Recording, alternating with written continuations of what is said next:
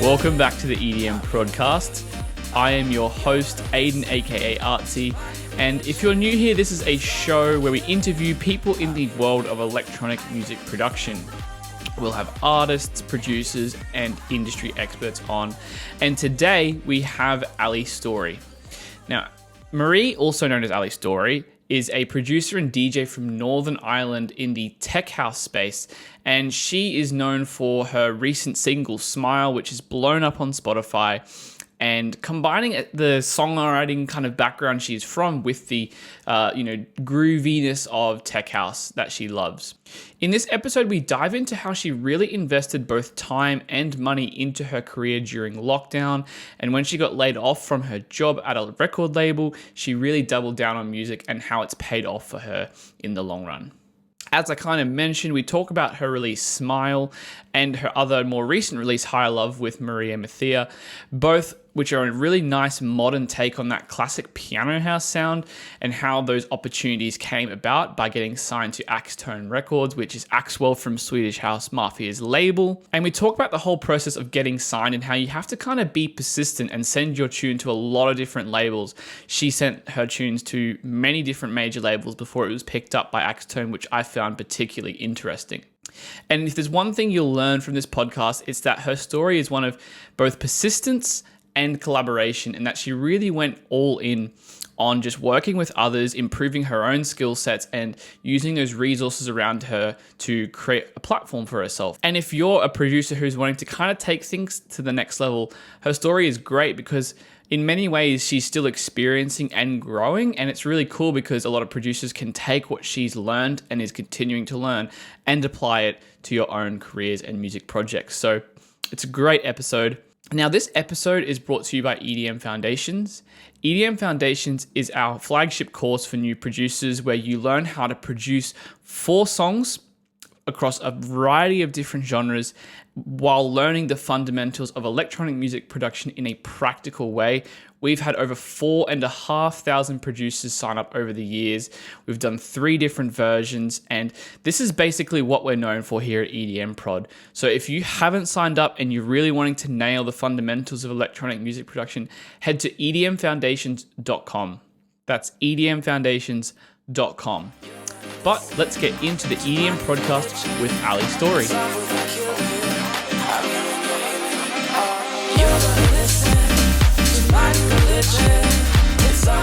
Welcome to the EDM Prodcast. Today I am joined with Marie, also known as Ali Story. How's it going? All good, thanks. Nice and early over here. I've got my coffee at the ready. Yeah, definitely need to have it at this time of morning. I'm big ups for you coming on this early. I would be definitely very sleepy. No, it's all right. Awesome. Well, it is good to have you on. I know we've been back and forth with the emails on this, so it's been good to sit down and chat. I know we've been chatting a little bit before we started recording this, but yeah, you've definitely been making moves the past year. For those of you who haven't heard of your music yet, you've been busy working on, like, you've had a few kind of hits, I would say. You had Smile come out, which we'll talk about a little later in the episode as well. But I think one thing that's really cool about having you on is that you've kind of had all this growth happen really recently, and a lot of listeners who are long-time listeners of the podcast are kind of maybe wanting to hear like what their next step is. So I'd love to hear first and foremost how you kind of got into music and like what that journey has been like for you so far. Yeah, all good. Well, this is my first ever podcast, so I'm really excited to just kind of share my journey a little bit and help out a lot of kind of new producers and new artists who are trying to break into the scene, because I guess that's something that has happened for me in the last year. Totally. A little bit about my background. I'm from Northern Ireland in a little town called Castlewellan. My mum is a music teacher, so I was introduced to instruments and classical music, etc., from a very young age. I started playing the violin and the piano when I was 8 years old. I did a lot of school lessons, which developed Awesome. into practicing for like professional exams and grades. So we have this music board called ABRSM back home, which where you can do your grades and Oh, yeah. exams up to grade 8. So I managed to do that in the violin, and eventually went on to play in orchestras, where we did kind of, the score music for things like Awesome. Lord of the Rings. So that was very, very good for me with Yeah. regards to, the working together with other people, the kind of layering of instruments, like how orchestras work and how music all pieces together. Was really, really inspiring. Wow. Yeah, I was classically trained from, as I say, a young age, but when I moved to London, I think I was about 20 or 21 when I finished uni. I moved over to London and I went to my first music festival, Global Gathering, I think it was, Mm. and I saw Above and Oh, Beyond yeah, I remember playing, that. I never who went, but are it like, looked pretty good. yeah, it was brilliant. I think it has closed down now, but Above and Beyond were like Yeah. big trance name back then, and I was just fell Yeah, in yeah. love, was completely obsessed with it. So I spent years in London wanting to be a DJ and wanting to produce music, but I was pretty broke. Mm. Being fresh out of Fair. university, having no money, I think I did an internship for 6 months in London, and then got a little beginner job, but it was really, really tough. Never really had that much money, paying rent. So a few years went Yeah. by before I actually took the music seriously, before I could really afford to invest in it. So I think when Yeah. I did take the turn, I think I was on like a £70,000 a year salary, and I just quit Oh, and yeah. went down to work. Wow. Went to work for a record label for a 20 grand salary. So that was how Yeah. desperate I'd say I was to get my foot through the door. Working Yeah. at the record label was an opportunity to network. And then I did That's some, a good point, yeah. yeah, and I did some DJ and production courses at London Sound Academy, which is really, really good. You get like beginner, intermediate, and advanced courses, so you can do them in your own Yeah. time. They're very, very flexible, and they're one-on-one lessons, 2-hour slots. So that was kind of the breakthrough into the kind of DJ production world. But yeah, Awesome. background classical, newbie into dance music. That's cool. And yeah, it definitely seems like your background in the classically trained sort of side of things has put you in it bodes well for your future, I feel like, because there's a lot of producers out there who don't have a solid understanding of the theory and the The songwriting, theory. and it definitely makes a Yeah, big difference. Yeah. yes. I think understanding chords, understanding keys, progressions, lots of Mm. minors, majors. There's lots of stuff to learn, but the beauty of today's world, and especially the digital era, you don't Mm. have to be classically trained. You don't have to be a musician. You don't have to have experience. As long as Mm. you kind of have a bit of a musical ear and you're a Yeah. bit creative, you can really experiment a lot. And I know a lot of producers who Mm. have had no classical training and who cannot play an instrument, who are doing really, really well because it's all self-taught, trial and error Yeah. basically. But I think you have to obviously invest Mm. the time into learning. It takes a lot of patience to kind of Mm. learn it without having the knowledge there.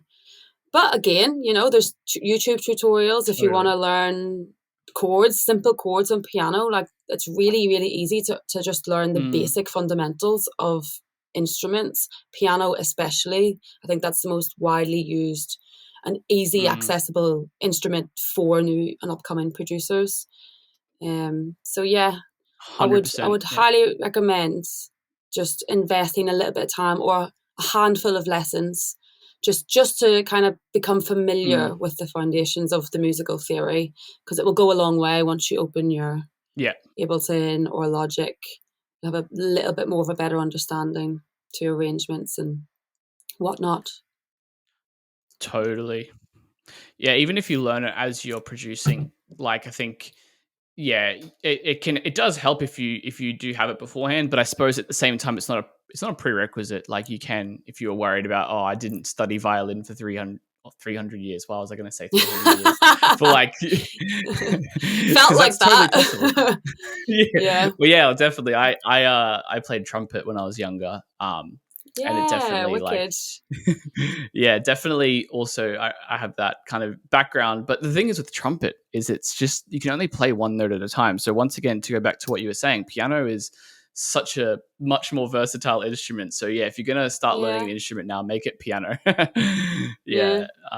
It really is. No, And that's like even me, I love playing the piano. I obviously yeah. specialized in more in the violin. I can't play the piano. My Mm, mum's that's her like main instrument. So I yeah. just never had the patience to sit down with her and learn it properly because she's my mum. But Sure. Yeah. I always open YouTube and I'll learn a new track, or I'll just have a little play. Mm, I'll just spend hours messing around and having a bit of a yeah. jam. I think that's the best way to like Mm, learn as well. So you don't have to know what you're doing. Just go yeah. push some buttons and see what comes out. That's awesome. Yeah, and it definitely seemed like the last couple of years, as I was kind of alluding to earlier, that you've really been, experimenting a lot and really focusing on building yourself as an artist, really. So my first question is that kind of started slash coincided with lockdown? Is that right, or did it kind of happen a bit before that? Well, I think about two years before lockdown, that's when I quit Mm, my job. I had a okay. marketing job in London, Yeah. for a big agency, but I was just not happy. It wasn't what I wanted to do. Yeah. I knew it would be a massive risk and quite a financial hit to Mm, to lose obviously a huge chunk of my salary, but the reward mm, and the payoff of getting myself into the industry, networking with the record label, getting out to events, working backstage, artist liaison, all of those kind of mm. avenues and doors opened up. So you can't have it all and do it all. I don't think. Like if you can, you're really really lucky, but it's Yes. just not possible. And I spent a long time before I quit my job saving up to buy my equipment. So I've got my decks Yeah. here behind me, which took years Mm. to save up for. My production Oh man, that's probably equipment. like half the money in the CDJs.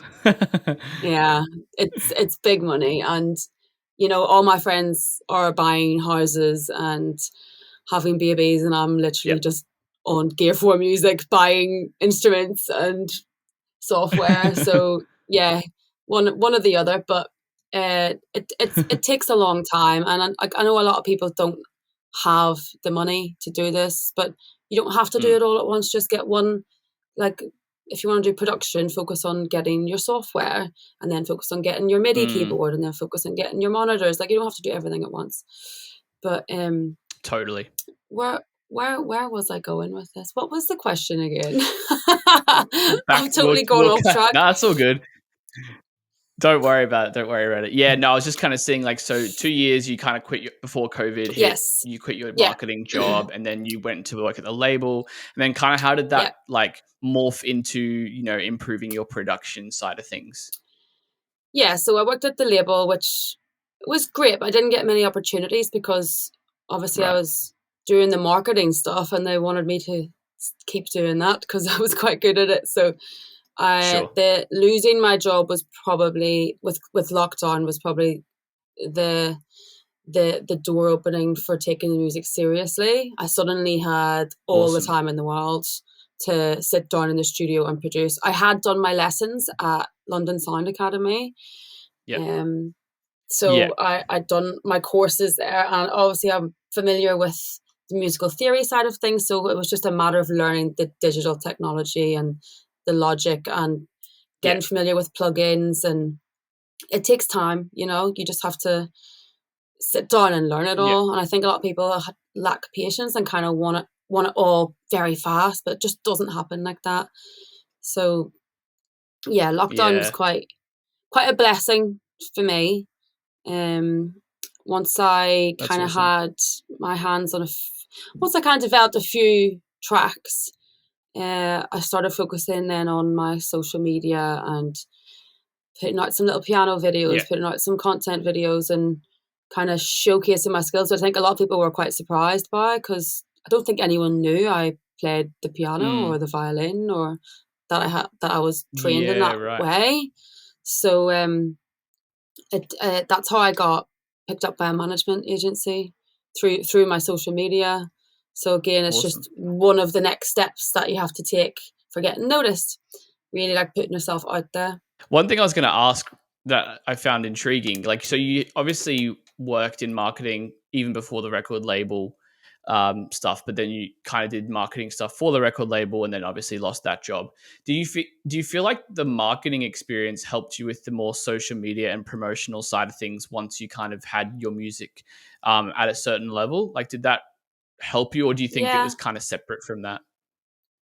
I think it helped me, but I'll be honest. I think I speak for a lot of people when I say I kind of don't do enough for myself.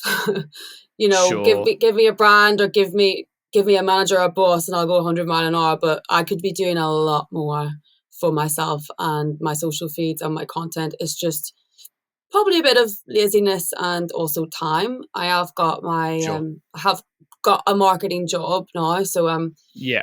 I still have to balance my time with my normal Monday to Friday day job and my music job, which is completely separate on the side, because I don't have um, the income Yeah. yet to go into that full time. I still have to, put a roof over my head and stuff. So Yeah. yeah, it's just a balancing act. But I think understanding your audience is important. I've got a lot of, and also the style and of music you're making, and what you're making, like why are you making it, and who are you making it for. Mm. A lot of my artist Yeah. friends and a lot of my producer friends, I a lot of them are music snobs, to be honest. I think they like to look Right. down on other genres. If you're not in the Sure. underground clicky London scene, like, who are you? Which I don't really like that, because I think all Sure. genres of music deserve Mm. respect, and and there's a fan base for Mm. every style of music out there. So I think the more diverse Mm. and creative music is, the better. But I've Mm. it's the people with the mind frame of this is the one and only sound that matters in the world, that never really go anywhere, because they're making the music for themselves and they're Mm. not making it for their audience. So that's one thing I learned. I was making music, I was making a lot of underground music, but it wasn't taking me anywhere. Mm. It wasn't, nobody was interested in it. And I don't not like Right. more commercial stuff. So that's like, obviously, my first release, Smile, that came out. It's just classic piano house, which I love. Like, I Yeah, love totally. Tool Room, I love Axtone, but it's about kind of Mm. educating myself on creating music for the people. You can Sure. still make the music you love, but if you want to kind of get out there, you kind of have to think about what the people want to hear and who you're Yeah. targeting. Like, if you're on social media, why are you making content with whatever kind of area you're in? It's just a Mm. strategy, really. Yeah. I try to not have any two tracks that are the exact same. I've got a Sure. library of like 40 records in my playlist, and none of them are the same.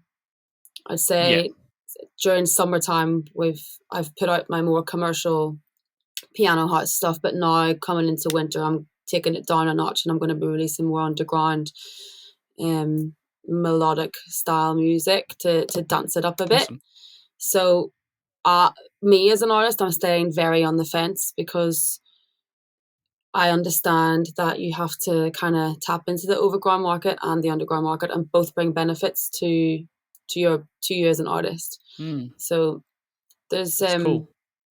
there's a lot it's a lot to think about, I think. And like I said, I have so many friends who are in that London underground market who aren't going anywhere and aren't being noticed, aren't being taken seriously, and they're not kind of investing in all of the other channels. They're not doing anything on social media. They're just kind of, but they all think they're going to be a superstar DJ tomorrow and the next big thing. Right. I'm like, well, what's your plan? What's your strategy and how are you going to get there? And none of them can answer the question. Like, none of them have a plan. They just think it's going to happen, but you need a plan. You need to set goals. Open a spreadsheet in 6 months' time. This is what I want to get to. And then the next line, how am I going to get that? What do I need to do? What do I need to invest in? What content do I need to make? What music do I need to make? So I guess it's kind of like seeing your brand as a business rather than just for fun, although it is just for fun for me. Totally, it is still a brand. So as a new artist, just get into the mind frame of thinking that way. Have a business plan. Yeah. Rather than just especially if you want to make a long-term career out of it. Like, exactly. Exactly. And I think networking is obviously. I mean, for those 2 years before lockdown, I was clubbing every weekend. I was in those clubs till 6 a.m. rubbing shoulders with people, working for a record label, trying to get in. And then during lockdown, obviously when I had the music ready, it was really easy for me to get it out because I'd spent years doing all the networking stuff before. So it's a long game. It is a long game. I'm starting to see a lot of success this year, but there was so much hard work and sacrifice and all of that before, which nobody really sees. So sweet as. One thing I was going to ask you as well, like, because I think it's very true what you're saying as well. Like, you need to, especially if you want to make a long-term career out of this, you need to have a plan. And I think the reality of the music industry we're in now is it's like you can't just put out music and hope for the best. You know, it does require intentionality to your promotion, to your marketing side of things, to your social media. What else are you doing on top of your music? And, you know, I think a lot of people overcomplicate it. I think they have to be doing every single thing possible. And I don't think that's true, but it is important to do something. And do whatever you like. You know, marketing doesn't have to be this thing that you hate doing. It can actually be an enjoyable activity that benefits your music brand. So, absolutely. I think, like you said, you can't be the best at everything. You can't be the best DJ in the world. You can't be the best producer in the world. You can't be the best marketer in the world. You can't be the best at creating content. You don't have to be the best at everything. Play to your strengths and think outside the box when it comes to the others. You know, especially with the production side of things. If you're not at the level where you're doing like amazing mix downs and masters, there's plenty of engineers out there who can fix your tracks up, and you just pay them a small fee. That's how I, obviously with London Sound Academy, like the guys always help me with my mix downs and masters because I wasn't at that level yet. So it's a stepping stone. Don't expect everything to be amazing at once, but also get some help. Help is okay. Having a professional, especially if you sit down with them and they show you how they're adding more depth to the sound and filling out those layers more, and then the mastering techniques and what's involved in learning all the software, you know, and it's not that expensive to do these little one-on-ones. And don't be sitting in your bedroom thinking, like banging your head against the wall, and then you're frustrated, and then you actually pulled yourself away from what you love doing out of frustration. So it's okay to ask for help. A lot of people think they have to do it all, but you don't. It's a learning process. And the only way you learn is by working with the experts. So invest your time wisely and don't be hard on yourself. Yeah. And you think like what you're doing when you're watching YouTube videos or something like that is essentially like a cruder, like micro form of the same thing of getting someone else to help you with the mix down. It's like you're watching someone else helping you with a specific element. So it's like, I think a lot of people have a lot of like weird kind of stigmas against like getting help with music. And it's like, Absolutely. Why? To be honest, I used to I be like that for a while, but I just don't get it anymore. Yeah. but the thing is, like, no one cares. Yeah. Like, all people want is good music. So, it's like it's taken me years to get to like a decent production level. It's Mm. not something that happens overnight, but I had to get the lessons. I had to sit Mm. on Zoom calls and do back and forth and one-on-ones. I had to travel hours to go to like studios and like sit and learn and learn and Mm. learn and learn. Yeah. It's a really hard thing to like do all by yourself. So if you have a bit Mm. of pocket money, or instead of going for, obviously a lot of Yeah. people might still be in lockdown all over the world, but if you've got a bit of spare money, Yeah. don't spend it on a takeaway. Like, save it up and have Yeah. get a lesson, like, there's so much online availability Yeah. now to learn from the masters. Yeah. So, but then Mm. again, it's just it's down to the individual, and there is no right way or wrong way, but that's what's worked best for me. Swallowing your pride a little bit and saying, Yeah. okay, you know what, I don't know how to do that. Yeah, But yeah, totally. Like there are some people out there who probably would need to, invest a little more into the music and production side of things before they start thinking about, okay, the promotional side. But then there are some people who know they make good music already, but they just don't have a way of getting it out there. And yeah, exactly, just exactly. know where you're at and make the right decisions Yeah. based on that. I Yeah. think as well with what I noticed about my music, like I'd finish a track and it's like 80 to 90% done, but taking it from good to brilliant was the last 10%, adding that Yeah. last bit of adding little fillers, one hits, really working on the mix, to Mm. to create the depth and the kind of the journey of the music. Yes. So I did a demo feedback session with Axtone recently, and we listened to a lot of Cool. the tracks, and they were all brilliant, but they all needed the 10% at the end. And I think this is the trap that a lot of producers fall into. They make a track and then they're like, okay, it's done, on to the next one.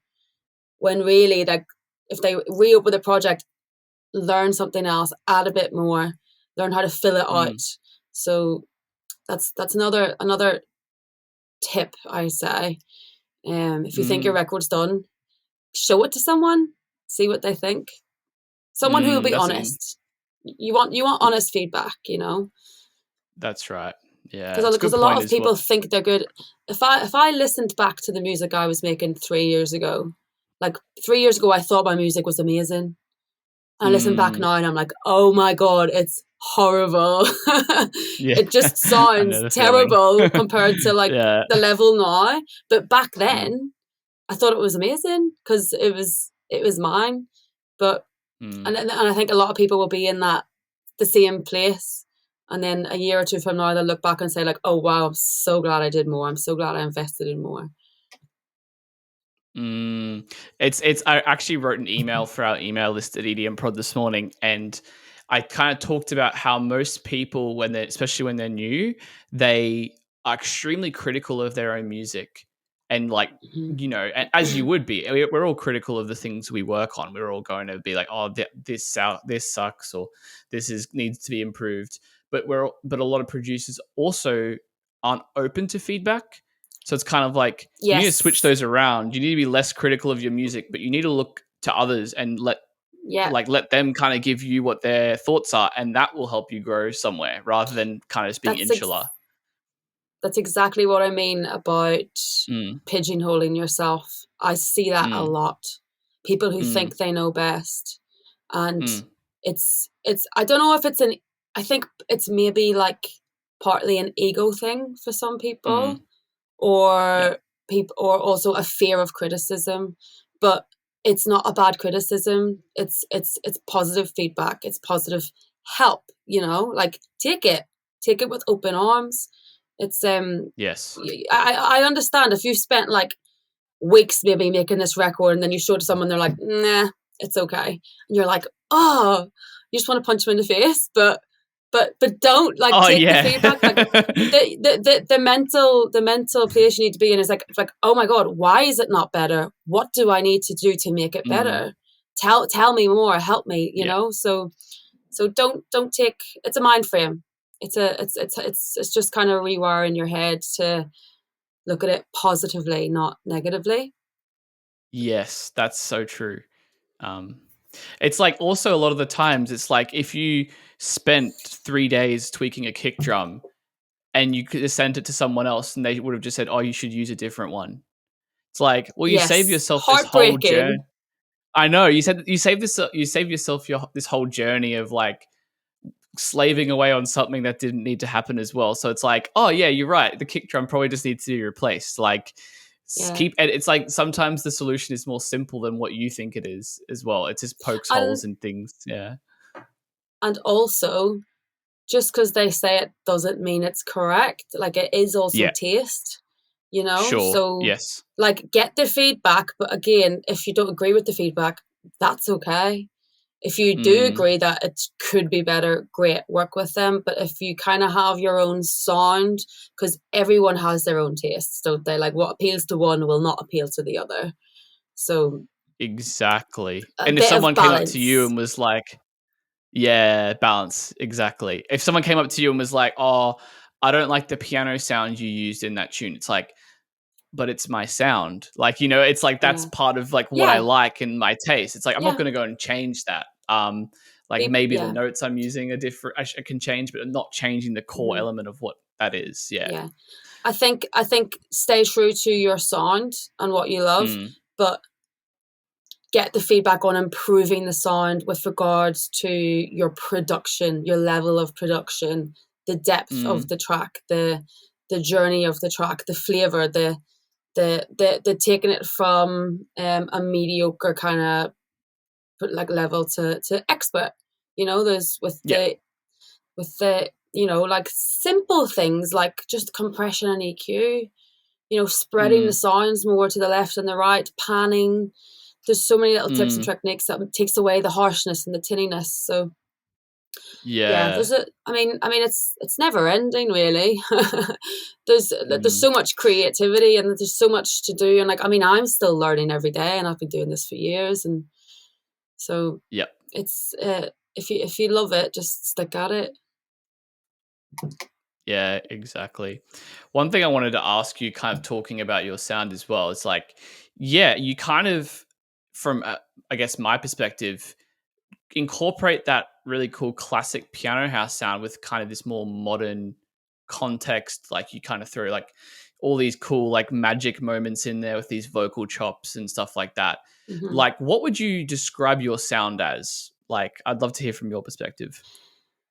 I mean, you'll see as we move on throughout the year that my sound is very on the fence. So at the Sure. minute, Yeah, I've totally. Yeah. I've got the kind of classic piano house vibe for summer, and I'm switching it up to kind of bring in more of like an underground tone, Yeah. to kind of hit more of like the club scene and the Yeah. winter market. But my Yes. sound wise, I think I definitely incorporate a little bit of my classical flavor into my music. Like this piano Mm. is frequent. The Mm. piano instrument.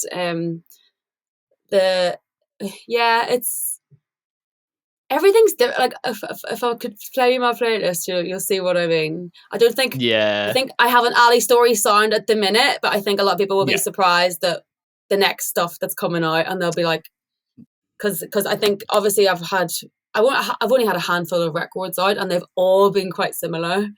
Yes. With Right. that sound. So the clubbier stuff, I'm hoping will turn some more heads. Awesome. Do you mostly, I mean, regardless of the exact kind of like style you're doing at the moment, do you Hmm. always kind of write with the club in mind, at least partially? Yeah, I think for all my records, the groove is the most important bit, and Yeah. the getting the kick and the bass right.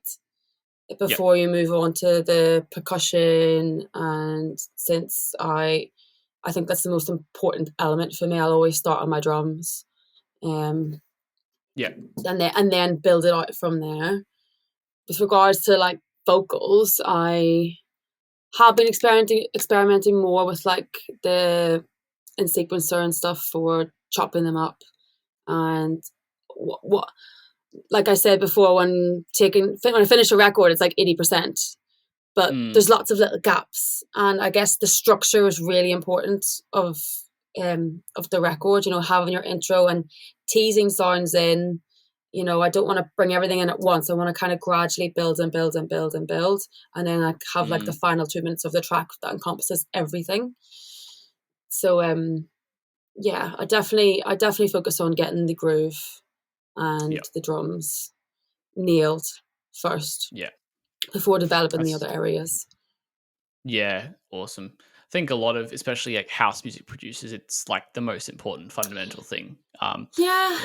There is a very recognizable like template in the tech house world, especially, that everyone is kind of like following. So I'm trying to mix that up a bit. You know, you can't really go wrong with that recipe because it works, and a lot of producers are following that format. But I think for me especially, I'm trying to be a lot more creative now and have music that with the odd surprise. Trying to be like more diverse.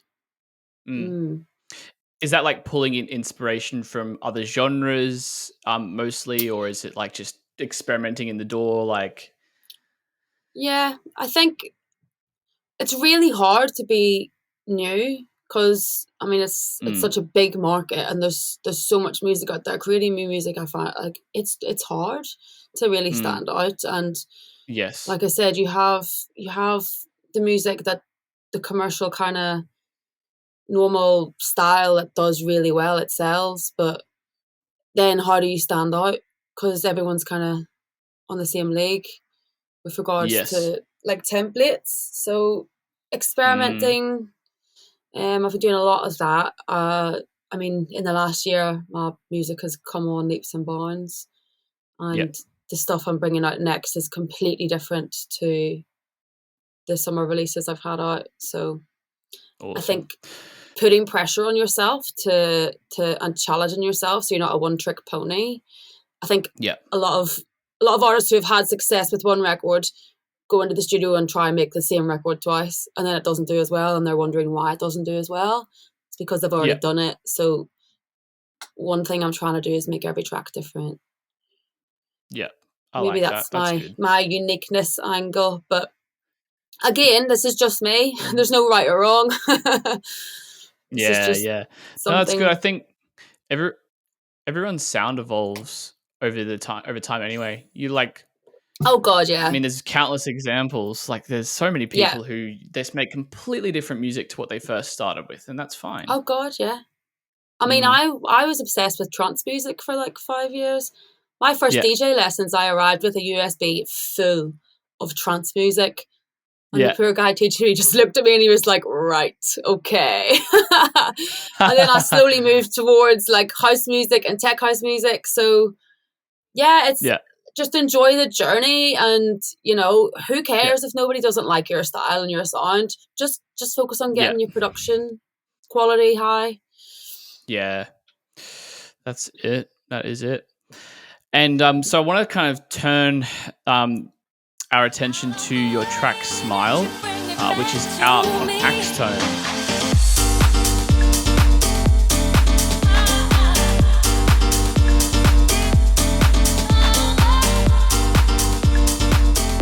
So that has been by far your biggest track yet. I think it's over 1.2 million streams on Spotify. So congrats on that, by the way. That's huge. Thank you.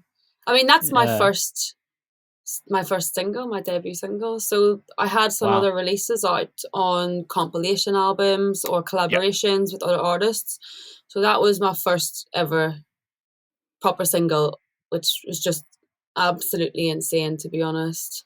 I was not expecting that at all. It's definitely my What highest What do you performing think made it? record. What do you think made made it work? work so well from your perspective? Yeah.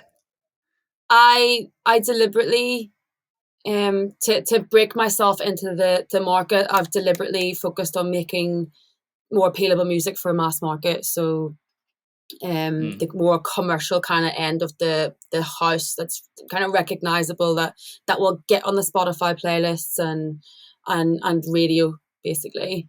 So Sure. and then once I've kind of tapped myself into the market, and then I'm going to introduce the more clubby dance stuff, which I Awesome. love as well. So when I say about being on the fence, I enjoy both the overground and underground markets. But the success for Smile really came from Spotify. So getting featured in all of the major playlists on Spotify boosted all those streams. It didn't get much radio support. Interesting. But yeah, so obviously this is all very new to me. So having music out and even having a name on Spotify. So one thing I've learned is that you do have the streaming platforms, and then you've got the radio platforms. So Smile was really big on Spotify, but didn't get much radio exposure. And then my last release, Higher Love, got tons of radio exposure, but didn't get as much playlist exposure on Spotify. So I think it's sitting at around 200,000 streams, which is awesome. Considerably lower than the Smile track, but it's had like 15 plays on Radio 1. Wow. It was a Capital Dance Daytime playlist, Kiss FM. The radio support for that release was mental. So I think when you are lucky enough to hit both, when you get like all the Spotify support followed by the radio support, you're onto a winner. But I think that's quite difficult to achieve, and it really is down to the record and the taste and style of the music. And I think once you have a little bit of a name for yourself, that's when you can afford to like be a lot more experimental with your music and switch it up, like you said, evolve your sound. But yeah, really, really interesting for me to learn about the streaming world. And as well, I think having the content on your social to back up the releases. Axtone is Axwell's label from Swedish House Mafia, so that was just a biggie for me. I sent it to a few record labels, and a few of them didn't like it. So it's interesting. That's an encouraging. Don't be upset. Yeah, don't be upset if I sent it to some major labels and they said no. And then Axtone took it, and it's done really, really well. So again, another learning process. Don't feel hard done by when labels say no. Just take it to the next one, or take it back to the studio and improve it or tweak it slightly. Ask them for feedback. Ask them why they didn't want it. So true. So with the Spotify side of things, when you say it got onto a lot of the playlists, was that the editorial curated playlists that drove a lot of those streams? Yeah, so when you release, obviously, when you've got a release coming, you can, or your label or your management team can pitch it. There's a Spotify for Artists platform, which is where you have access to your back end of your channel. So when you have a release coming, you pitch it a few weeks before it comes out. And then I think there's 2 girls in the UK who create all of the UK playlists. And they basically sift through all the tracks, and they will decide what tracks go where. If you're lucky enough to get into a playlist, you don't always get into them, but that's where the major streams come from on Spotify. So I think with Smile, it hit like quite a few major playlists. It's really interesting, because a lot of individuals add it to their own private playlists, but streaming wise, it's those major league playlists are big performers, and the girls had, I think for my last release, I got my my press shot, my photo listed on the cover of one of the playlists for the UK house music playlist, which was a huge achievement for me because that's something I've wanted personally. That's like a goal of mine. That I Awesome. have my list Yeah. of, I have my little spreadsheet of all my goals and targets and stuff for like this year and next year, Yeah. and getting on that playlist as with my photo was one of them. So that's good. But again, I've had that on my Yeah.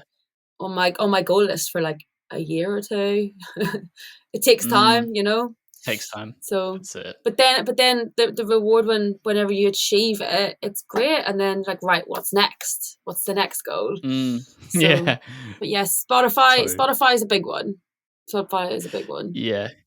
And also, like, if you're going through the Spotify for Artists platform, like, so for those of you who are listening and are thinking of doing that, make sure you do it as soon as possible. Like, you want to give the Yes. curators as much time as possible to hear your tune, because there's a good chance they go around to listen to it and it's already out and they're like, oh well, there's no point in putting it in the playlist now. So like, I think yeah. I think mine was 3 to 4 weeks before release. Yeah, exactly. So that, like, at least I think you have to do at least 1 week, but yeah, 3 to 4, as long as possible, to give it that the most chance. I think having the most time possible for before your music to align those things gives you the most opportunities, right? Like, absolutely. I think Apple Music as well is kind of the same format for pitching. They've got a lot of their own playlists as well. The radio side of things, there are a lot of kind of third-party agencies who the labels work with, who will do a lot of the plugins for radio. So you're not expected to do everything. The labels handle a lot of the internal, the content, the PR. So you've got your online PR, and then you've got your the music streaming PR. You've got radio. There's so many different avenues, but the label normally handle a lot of that. So yeah, it's all learning. Yeah, that's awesome. And then moving a bit forward after that, you also had your track High Love with Maria Mafia.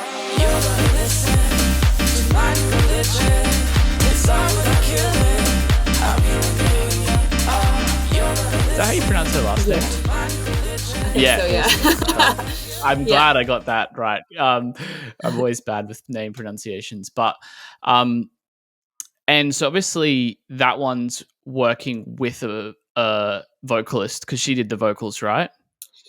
Yeah, so I had that record. I had I think it was actually a Kim English vocal on it originally, and I sent the record out, and the label Love Another, they loved it and they took it, but they thought it would be better to create an original vocal rather than try and get sample clearance and stuff for Kim English. Sure. And as well, you don't really get as much back on the record from publishing and stuff like that. So it's always better to work with songwriters and vocalists and have original music if you can. It's more rewarding for you and the label. So they worked. They looked me in touch with Maria, and that vocal was actually written for the Eurovision Song Contest, and they ended up not using it. So I got it. So there's a bit of a cool, funny story behind that. And as well, for me, I mean, I know a few of my beginner tracks and releases like Dance Much and She Lion were collaborations with other artists, but I really, really enjoy the collaboration process because two brains are better than one. And having like a professional songwriter, I used to sing and try and sing. I did the vocals on Dance Much and She Lion myself, but I'm not a trained singer. I can sing okay. I can hold a note, but I'm not a professional by any means. So one thing I've also learned recently is opening the door to collaborate with more people, and now I'm growing my network of singer-songwriters.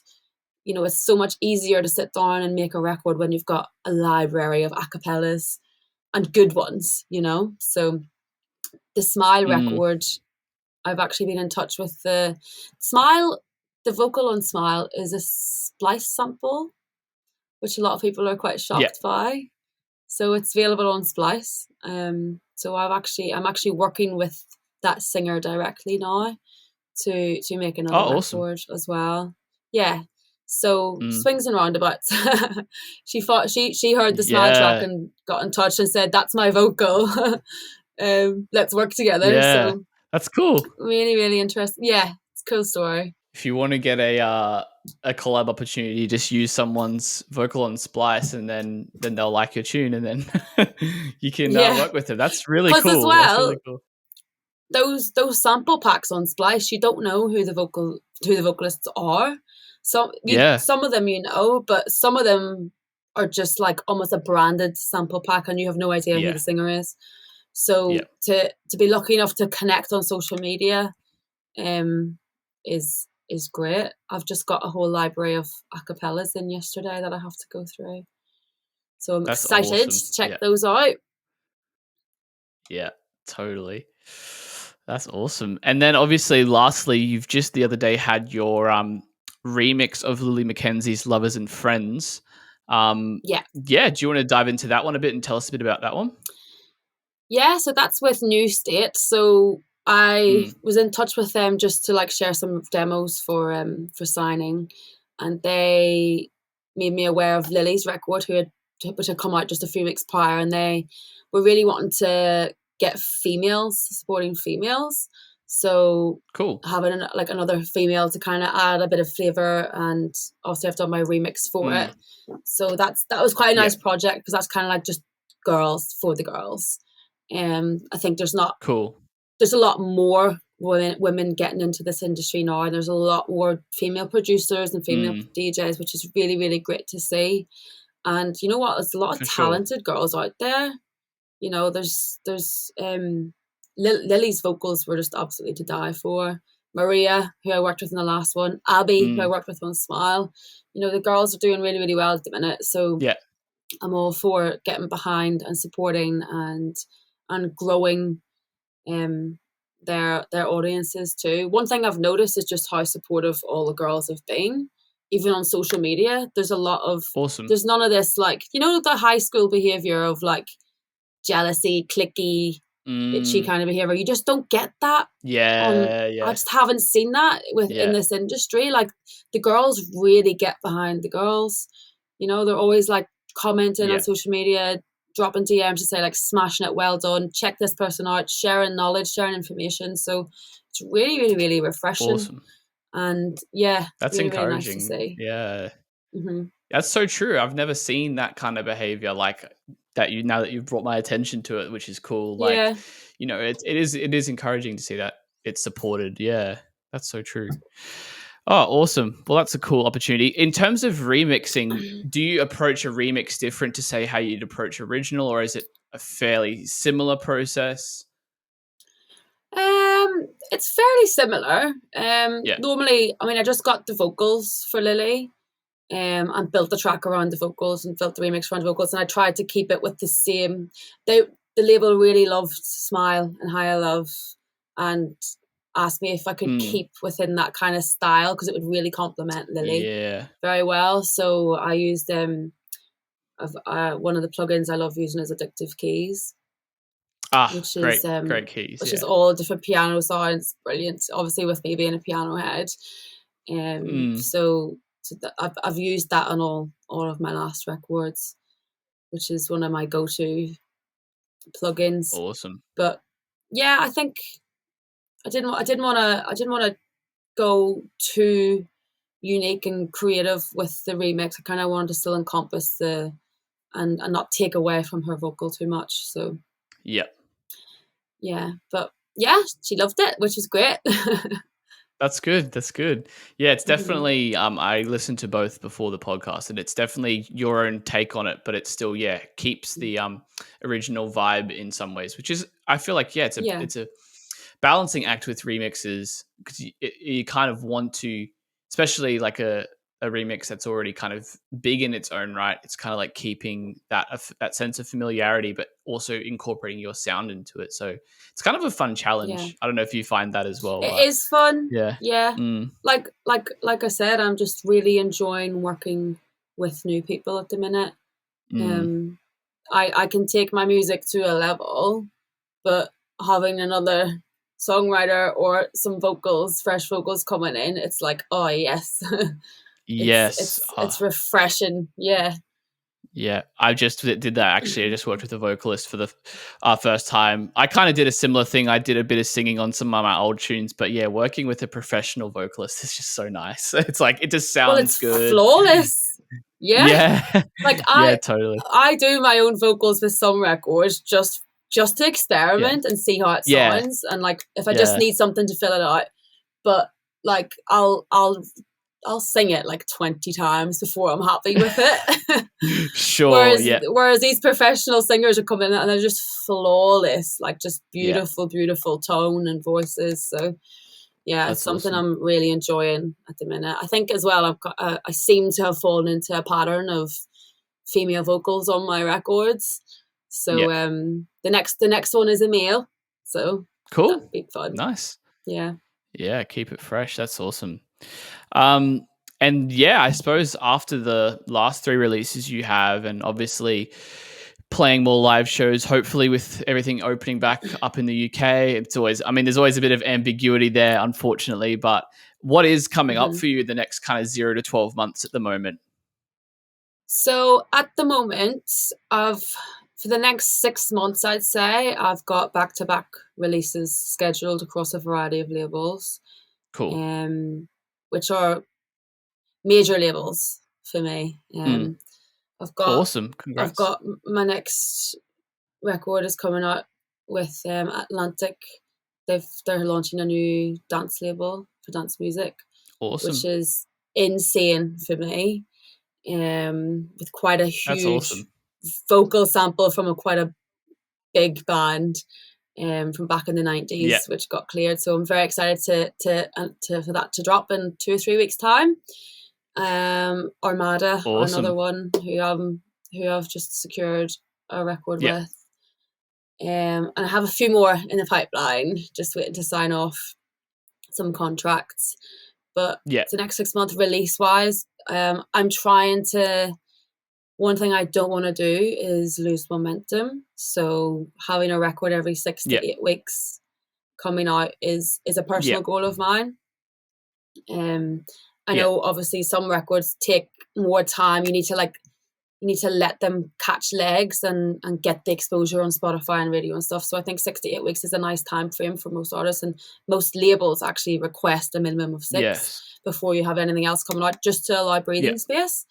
So release wise, I am Yeah. really excited for what's coming. Gigs wise, I have had a few, but I've got probably my biggest ones coming up now later in the year. I'll be playing Printworks in London, which is my absolute Oh, nice. dream venue. Yeah, I've been in the whole world. Printworks Yeah. is like one of my like top 3 venues I've always wanted to play. So to go from playing to 300 to 500 people to like 4,000 is a huge Yeah. step for me. So I'm bricking it, but it's again a dream come true and another goal ticked off the list. I'll be playing with Joel Corey, who's obviously quite big over here in the UK. He's been getting a lot of number 1 hits in the UK charts and stuff with Bed and Cool. working with Ray. So yeah, like everything's going really well. It's just I think balancing everything now, because I still obviously have my normal job, my marketing job, and then I'm doing production and I'm trying to like get a little bit better at my DJing. Like I'm good with my DJing, but for me, I want to get better. I want to be doing more tricks and playing around and getting more creative with the music, especially in live shows. So just in my spare time, I'm down here fiddling away with the buttons. Totally. There's a few things you can do with DJing that makes it quite fun and creative. I feel like, you can just rock up and play tunes and that's fine. Nothing against that at all. I do that, to be honest. But yeah, there's a lot of untapped potential with DJing, and it's cool to hear that some people are, like yourself, are heading more down that route. And doing some more fun things. So one thing I wanted to ask you really quick while I think of it, actually, there's one more question after this, but I do think this is a cool thing to dive into, is with your balancing of work and stuff like that, like what does that practically look like for you day to day? Like, do you work on music at nighttime? Do you do it in the mornings before work? Like, how do you balance those? So I was mostly freelance doing my marketing. So obviously I was Okay. jobless for a while during lockdown, Yes. which Yeah.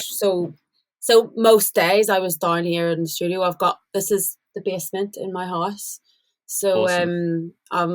I'm lucky enough to have all my equipment here and have the luxury of just going down a flight of stairs. I don't have to get in the car, I don't have to go anywhere to do my music.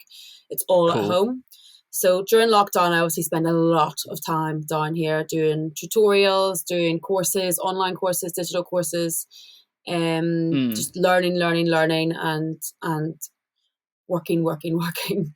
But more recently now, since Yeah. lockdown's kind of come to an end over here, I am back working in my marketing job. So I can go into the office for that. So all week this week I've been in the office not Monday to Friday, last week Monday to Friday, but which is like a typical day, Yeah. up at 6 or 7, gym workout either in the morning or after work, and then a full day of work, and then come back and I'm doing my music stuff in the evening. But also weekends sometimes, but weekends are kind of family time and really important for like spending time with my boyfriend or seeing friends. So, and also Awesome. gigs are rolling in now. So there's a lot going on at the weekends. It's just, I've become a lot more busier now. So it's kind of having a balance. But for me, honestly, like the last year was tough. I had really bad insecurity and anxiety. I think a lot of people did. Everything's scary and losing jobs and people getting ill and everything was very unknown. And I think a lot of I think everyone has had some sort of like struggle, whether mentally or work, personal lives, relationships. So 100%. one thing I've been doing for myself is listening to audiobooks when I do have free time. I'm not sticking music on.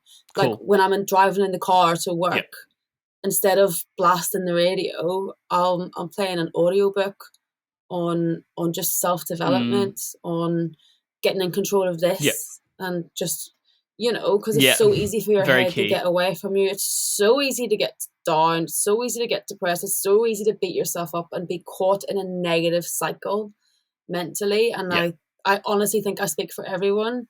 So what I would advise, especially for people who are kind of beating themselves up or being hard on themselves because they're not getting the records out, they're not getting the label bites, they're not at the level they want to be, just focus on you. If you're happy within you and you've got control of your head, you will block out all the negativity and you'll be more focused and you'll work harder and you'll not take criticism in a bad way. But take half an hour, or an hour before bed, stick your headphones on, a lot of people have iPhones, get on the book app, find some wicked audiobooks about just self-development, not like fluffy, like how to be positive, like none of that fluffy stuff. Real like psychology, practical stuff, psychology. I love that. Yes, because it's helped me a lot.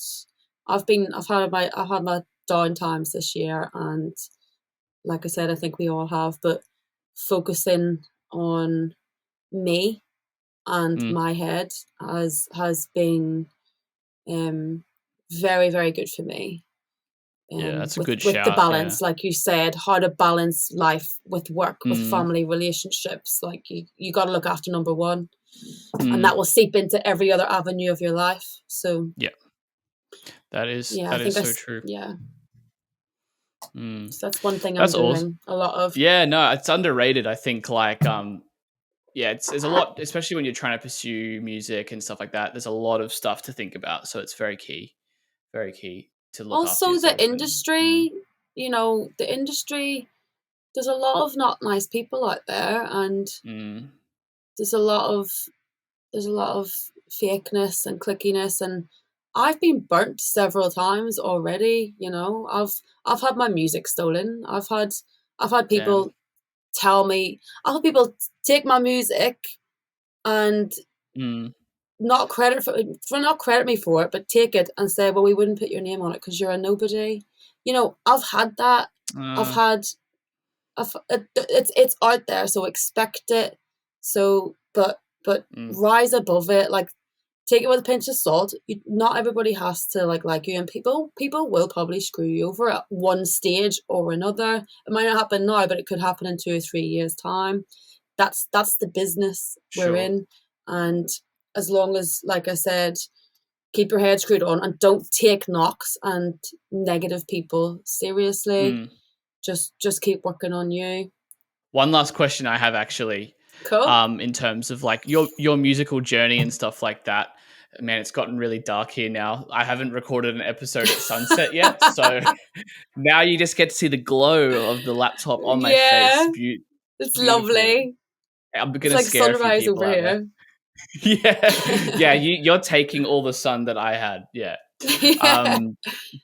That's funny. I kind of ask all the guests who come on to the EDM Prodcast, there's this one question.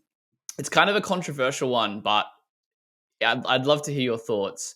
If you had a time machine, because like we all make mistakes in our career, and we all learn from things that we've done or experiences we've had. And if you had a time machine, what would one thing be that you'd go back and change? What would it be? If I would go back to when I was leaving school, and I would have not gone to university and not got into marketing, I would have got into music as soon as possible. I was already in music in a classical capacity, but I didn't realize what I wanted to do until I was like early 20s, and then I didn't have the ability to invest my time or money in it until my mid-20s. So for me, I'm like kicking myself because like I'm getting on. I'm not like old by any means, but I could have done this all 10 years earlier, you know? So I think if I could go back, I would have spoke to my 18-year-old self and said, this is what you want to do. Don't waste all your time and money going into that. So, yeah, because I mean, university was 4 years, marketing, digital marketing, and then working in London for years. Well. Yeah. And I never liked it. I just did it because I had to do something. And I think a lot of people coming out of school, they don't know what they want to do. It's really hard to figure out what you really want to do and what you really have a passion for until you're out in the world, until you like stumble across something or stumble into something. So, if you're a teenager and you know you want to do this, like, I'm jealous. You're lucky because you've got time. You've got use so the much time time wisely. Yeah. It's very true. I think that's when you're you in just your mid don't to late you 20s, don't get time back. Yeah. So I would definitely just go back and save time if I could. That's awesome. Yeah. What have other people said? I'm interested to see what other people have said normally for that question. Oh, I mean, yeah, no, it's a good point. Other people have said like just not doubting themselves as much. Like, I think just being like, people are hesitant. It kind of ties back to the same thing. I think fear. It's like what drives us to do things that may not be actually what we want to do, or take longer to do something that we actually want to do. But yeah, like we had Umek, the techno DJ. Yeah, he was on, and he said he experimented with tech house for a while, and he said personally he wouldn't have done that because he lost so many fans after changing his sound so drastically, which is interesting. Yeah, because he already had a platform, right? Yeah, he was huge, and he's been doing it for 28 years now, which is a long career. And it was very interesting that he said that, because I thought, everyone does change their sound at some point, I feel like, but he feels like he started with techno, went to tech house for like 5 or so years, and then kind of went back to this more evolved, darker techno sound. And he said, he found he was downloading more tech house from Beatport and stuff like that. So it was everyone's had like a different thing to say, but it's interesting. Do you know who else did that? Alan Fitzpatrick.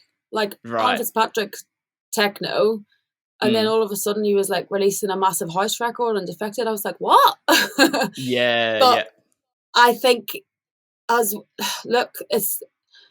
in this world, like music evolves, tastes change.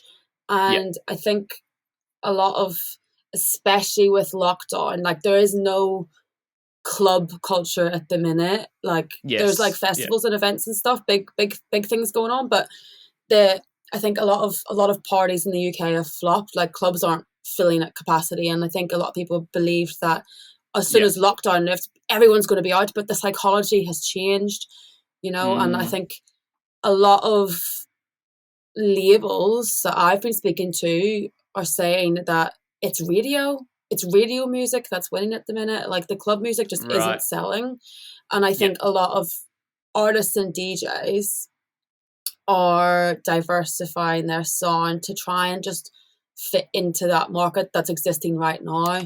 It will come back. The club market will definitely come back with a bang, I think. But the psychology of lockdown has changed a lot, and I reckon we'll see a lot more artists and producers flipping their sounds more, just to stay relevant. That's so true. Yeah. I 100% agree. It's good to be diverse and good to have that flexibility. I mean, I love it. Yeah, it's good. It's fun. Keeps things interesting and means you don't get bored. If you have already built your audience up with this sound, to then change it when you've already built it, that's maybe going to upset a few people, obviously. Yeah, maybe if you're huge, like I don't know if you're familiar with Porter Robinson. He was like very big in the electro house space a few years, like 10 years ago now, I think. And then he kind of went more towards this kind of like chill, down tempo, big synth kind of sound, very inspired by like chill, like kind of indie stuff, and everyone was kind of really surprised, and it was so different. But I mean, he's that for him ended up being the best decision ever, because he made the music he actually was really wanting to make. So it's not always easy to know what's going to happen, but I mean, I think at the end of the day, you just got to try things and see if they work. I think that's all you can really do. Absolutely. Yeah. I'm gonna try and make like a drum and bass track just for fun. Do it. I'd love to hear it. Yeah, I'll send it to you. Yeah, please do. Awesome. Well, this has been a blast. Thank you so much for coming on again. You're welcome. Thanks for having me. Yeah, it's been great. Where can people find you online, just on socials and stuff like that? So my handle is Ali Story DJ across all my channels. Awesome. So I'll chuck just that Ali in the Story or Ali Story DJ. Awesome. I'll chuck that in the notes. Well, awesome. Thank you so much for coming on, Marie. It's been a pleasure. Thank you. Thanks for having me.